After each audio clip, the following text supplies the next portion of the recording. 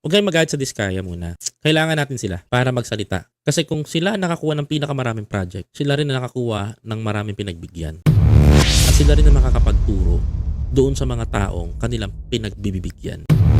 Galit din ako sa mga bahang dinanas ng ating mga kababayan. Subalit paano natin mapapanagot yung sandamakmak na buhayan nagnanakaw ng pondo ng pera ng taong bayan kung iisa lamang ang ating pagpupukusan ng galit? Kaso nga lang, medyo dumami yung mga mukha dyan. Oh, yun ang totoo dyan. Hindi natin maitatago yun. Tuloy.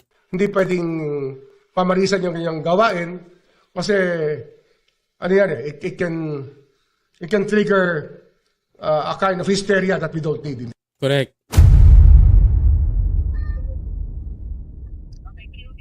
Sa kabila ng mga problema ang kinakaharap nila, wala raw balak at hindi raw aalis ng bansa.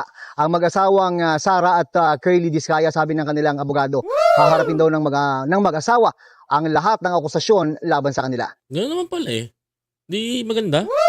Ako lang sa akin lang mga kababayan ko. Ito sa akin lang to. Makinig po kayo. No? Short ko lang. Huwag kayong magalit sa Diskaya muna. Kailangan natin sila para magsalita. Kasi kung sila nakakuha ng pinakamaraming project, sila rin na nakakuha ng maraming pinagbigyan. At sila rin na makakapagturo doon sa mga taong kanilang pinagbibigyan. Sana naunawaan niyo yung punto ko. Galit din ako sa magnanakaw. Galit din ako sa nangungurakot. Galit din ako sa mga bahang dinanas ng ating mga kababayan.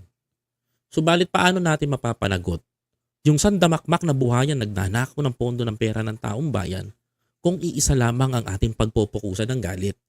Hindi yan ang solusyon para sa lahat.